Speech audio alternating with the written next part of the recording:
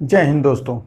आज की इस वीडियो में हम कक्षा 10 गणित, जो कि आपका हिंदी मीडियम है, कोई भी बोर्ड हो आपका, लेकिन अगर वह एनसीईआरटी पैटर्न में है तो हम दूसरे अध्याय यानी कि बहुपद, जिसमें आपका रैखिक बहुपद और द्विघात बहुपद का ज्यामितीय निरूपण करना हम लोग सीख गए थे। आज की इस वीडियो में हम त्रिघात बहुपद का ज्यामितीय निरूपण करना सीखेंगे।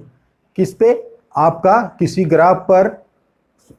ग्राफ पर शून्यकों को या फिर बहुपद के शून्यकों को प्रदर्शित करना क्या कहलाता है? ज्यामितीय निरूपण कहलाता है। तो त्रिघात बहुपद की अगर हम बात करें तो त्रिघात बहुपद वह होता है जिसमें यक्स यानी जो आपका चर राशि होता है, चर राशि यक्स का अधिकतम घात कितना हो?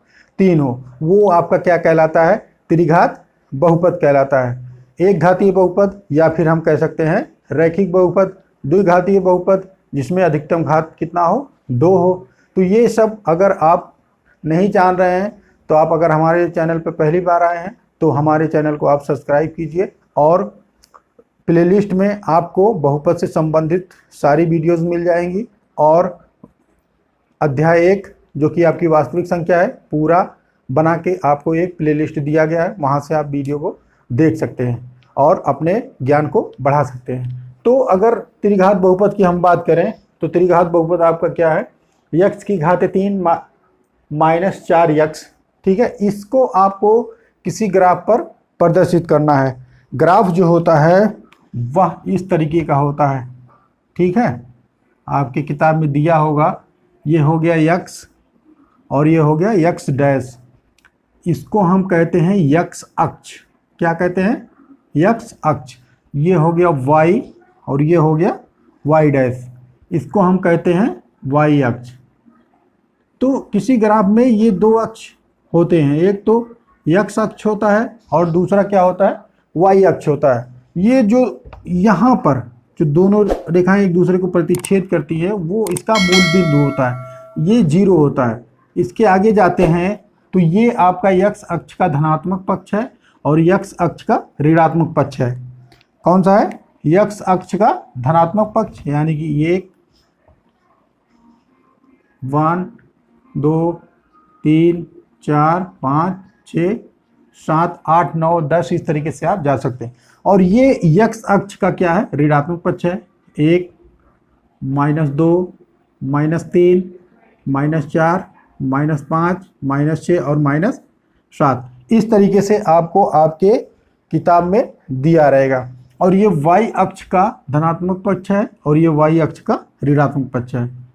1 2 3 4 5 6 7। ठीक है, यहाँ से -1 -2 -3 -4 -5 और -6 और -7। ठीक है, इस तरीके से आपके किताब में बना रहेगा। अब बात करेंगे, यहाँ पर अगर आप ध्यान से देखेंगे तो छोटे छोटे कॉलम बने होते हैं, बारीकी से बने होते हैं, वो आपको दिखेंगे आपके किताब में। यहाँ पर अगर बनाएंगे तो आपको साफ दिखेगा नहीं, इसलिए बता दिया जा रहा है कि यहाँ पर छोटे छोटे कॉलम बने होते हैं। ठीक है, तो बात करेंगे त्रिघात बहुपद की, जो कि आपका है यक्स की घात 3 माइनस 4 यक्स। सबसे पहले आप क्या करते हैं? एक सारणी बनाते हैं यक्स का और वाई का। वाई बराबर आप यक्स की घात 3 माइनस 4 यक्स लिखेंगे और यक्स का कोई भी मान आप मानेंगे, यानी कि यक्स की जगह पे ऐसी कौन सी संख्या रख दी जाए जिससे इसका मान क्या हो जाए? 0 हो जाए। ठीक है, क्या हो जाए? 0 हो जाए। चलिए पहले हम मान लेते हैं यक्स का मान -2।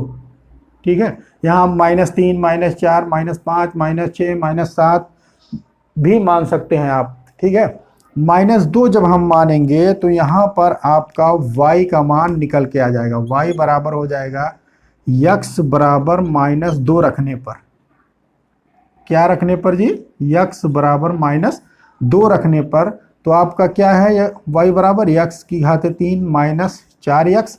ठीक है, तो y बराबर हो जाएगा, यक्स की जगह पे -2 रखेंगे, -2 का क्यूब 4 गुणे -2। ठीक है, अब जहाँ जहाँ पर आपको x दिख रहा है वहाँ वहाँ पर हम क्या कर रहे हैं, -2 को प्रतिस्थापित कर दे रहे हैं, यानी कि -2 को उसकी जगह पर लिख दे रहे हैं। x की घात 3 है तो -2 की घात 3, -4x है तो 4 गुणे -2।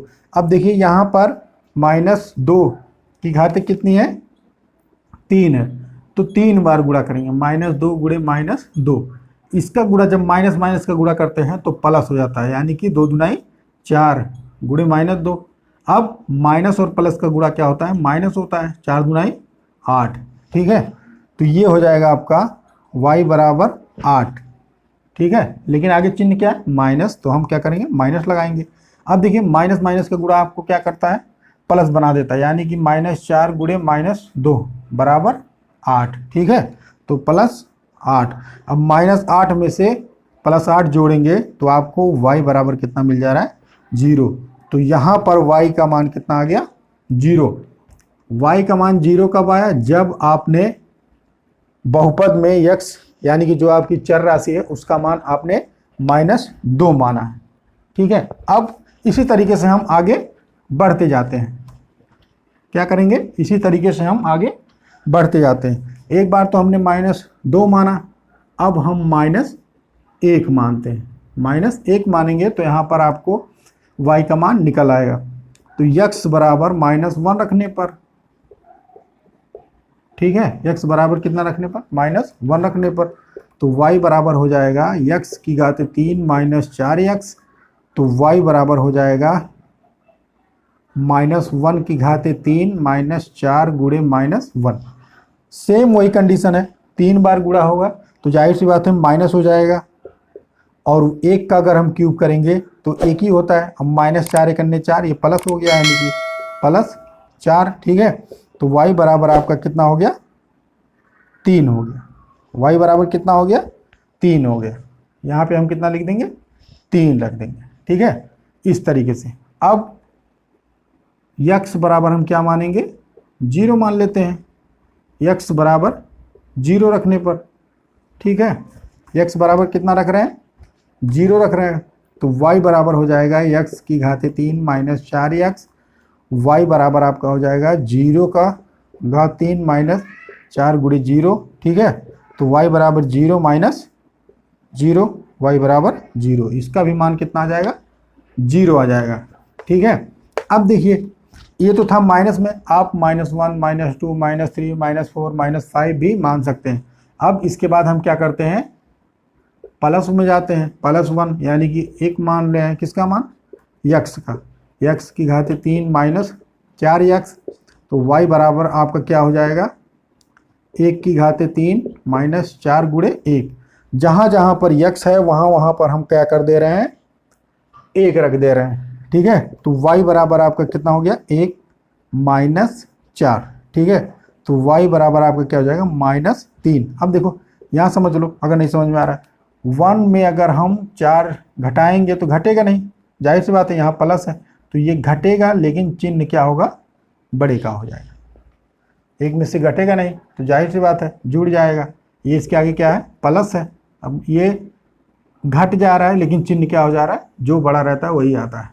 ठीक है, ये तो था x बराबर हमने कब माना, जब 1 माना है तो उसका मान कितना, -3 आया। ठीक है, -3। अब x बराबर हम 2 मानते हैं, तो x बराबर 2 रखने पर तो हो जाएगा y बराबर x की घात 3 -4x, तो y बराबर आपका हो जाएगा 2 की घात 3 -4 गुणे 2, तो y बराबर हो जाएगा 2 दूनाई 4 दूनाई 8 -8।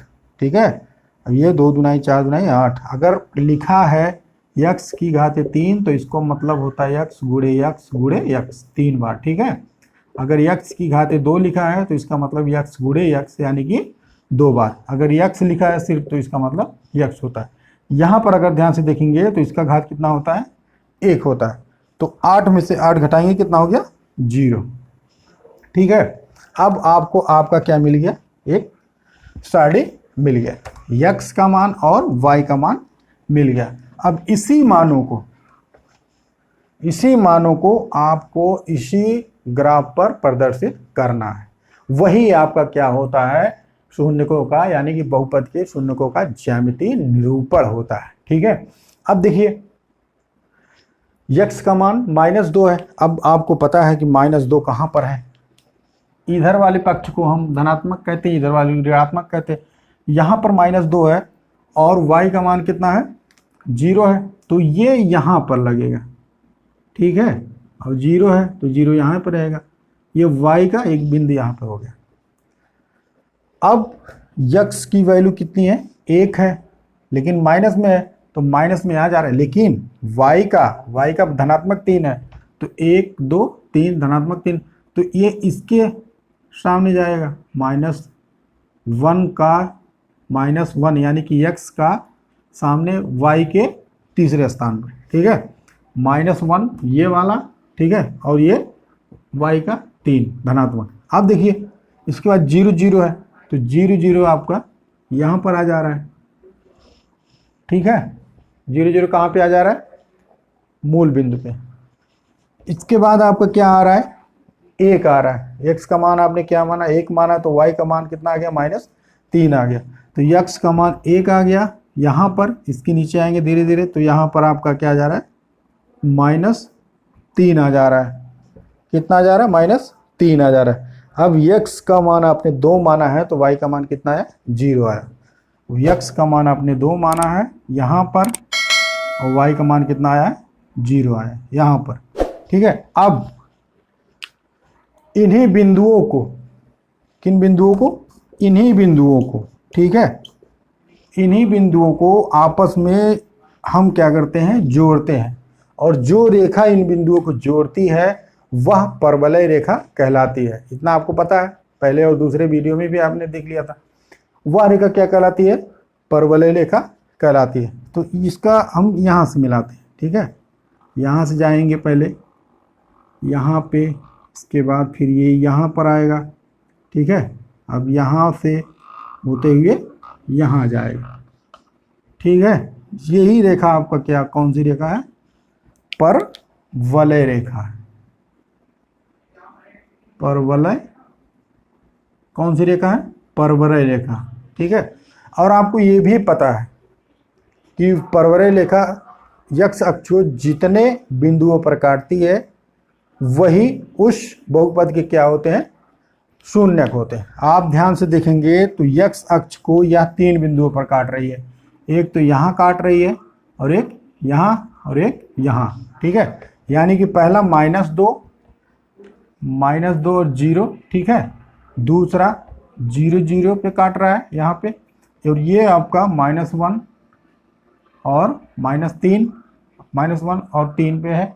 ठीक है, और ये आपका 1 और -3, और ये आपका जो है 2 और 0 पर है, 2 और 0 पर। ठीक है, तो यहाँ पर एक तो आपका 2 पे काट रहा है, और एक 0 पे काट रहा है, और किस पे काट रहा है, 2 पे काट रहा है। तो इसके त्रिघात बहुपद के, त्रिघात बहुपद के शून्यकों की संख्या, ठीक है, शून्यकों की संख्या कितनी होगी, 3 होगी। कितनी होगी, 3 होगी, क्योंकि वह क्या कर रहा है, 3 बिंदुओं पर प्रतिच्छेद कर रहा है, किसको, x अक्ष को। तो इसलिए त्रिघात बहुपद के शून्यकों की संख्या कितनी होगी, 3 होगी। और शून्य किसके कौन कौन से होंगे, शून्य के एक हो जाएगा -2, एक हो जाएगा 0, एक हो जाएगा 2। यही इसके क्या होंगे, शून्यक होंगे। ठीक है, और इसके आधार पर आप कह सकते हो कि त्रिघात बहुपद के अधिकतम घात कितने होते हैं, 3 होते हैं। तो इसके अधिकतम शून्यक कितने हो सकते हैं, 3। जैसे द्विघात बहुपद के अधिकतम शून्य की संख्या कितनी होती थी, 2 होती थी, और रैखिक बहुपद में शून्यकों की संख्या कितनी होती थी, 1 होती थी। उसी तरीके से आपका त्रिघात बहुपद में शून्यकों की संख्या कितनी होगी, अधिकतम 3 होगी। अब चतुर्थ घातीय, पंचघातीय, षष्ठघातीय, षष्ठघातीय, आप क्या कर सकते हैं, इस तरीके से उसको आप प्रदर्शित कर सकते हैं। लेकिन आपका दूसरा अध्याय है क्या, द्विघात बहुपद, यानी कि आपको सिर्फ और सिर्फ किसके बारे में अध्ययन करना है, 2 घात बहुपद के बारे में अध्ययन करना है। और इसके अलावा आपको चर राशि और अचर राशि भी पता होना चाहिए, जो कि आपको पहले वाले वीडियो में, इससे पूर्व वाले वीडियो में बता दिया गया है। और बहुपद का जोड़, घटाव, गुणा और भाग आपको पहले बताया गया है कि इसी अध्याय में आपको पूछा जाएगा। जो भी क्वेश्चन बनेगा आपका बहुपद के जोड़, घटाव, गुणा, भाग से बनेगा, और इसके अलावा और आपका इस अध्याय से कोई क्वेश्चन नहीं बन सकता। ग्राफ का बनेगा तो ग्राफ को प्रदर्शित करना भी आपको बता दिया गया है, आपको अच्छी से समझ में आ गया होगा। तो आज की वीडियो में बस इतना ही। मिलते हैं अगले वीडियो में एक नई ऊर्जा के साथ। तब तक के लिए हंसते रहिए, मुस्कुराते रहिए और मेहनत से पढ़ते रहिए।